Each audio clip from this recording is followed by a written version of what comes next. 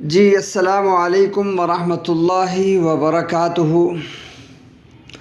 میں یہ بات مستقل چلا رہا ہوں کہ پاکستان کے اندر جو مروجہ رٹا سسٹم ہے، اس کی سب سے بڑی بنیادی وجہ جو ہے وہ اساتذہ اور مدرسین ہیں، جو کم تنخواہ پر کام کرتے ہیں، زیادہ تجربہ کار نہیں ہوتے، زیادہ نالجبل نہیں ہوتے اور خود کو بہتر کرنا نہیں چاہتے، تو ہماری باتیں ان کو ایسا لگتا ہے جیسے خام خیالی ہو کہ 3 مہینے میں، 6 مہینے میں یا 1 سال کے اندر وہ بچے قرآن کریم حفظ کر سکتے ہیں جو بہت ذہین ہوں۔ پھر سوال ہوتا ہے جی جو بالکل کند ذہن ہے،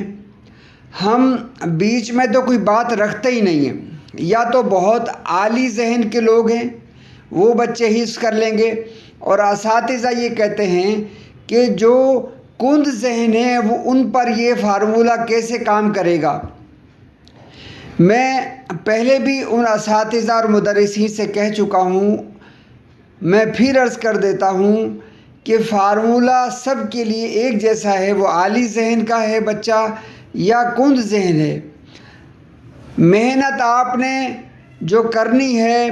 وہ مروجہ رٹا سسٹم پر نہیں کرنی، آپ نے تجوید، مخارج، لہجے اور صحیح ناظرے پر، بیسک پر توجہ کرنی ہے۔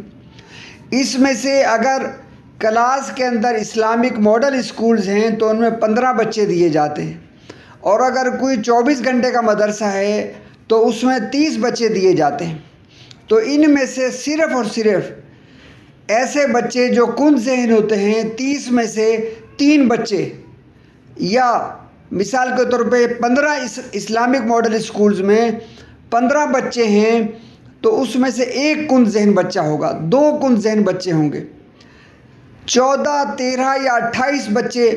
کلاس کے اندر A1 گریڈ والے، A1 ذہن والے بچے ہوں گے،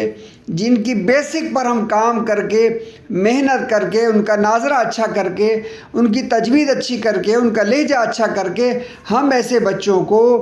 3 مہینے، 6 مہینے یا 1 سال کے اندر قرآن کریم ان کا مکمل کروا سکتے ہیں اور پکا کروا سکتے ہیں، اور وہ تراویح میں سنا سکیں گے۔ لیکن بیسک نہیں بھولنا، بار بار میں مدرسین سے عرض کر رہا ہوں، محتمین سے عرض کر رہا ہوں،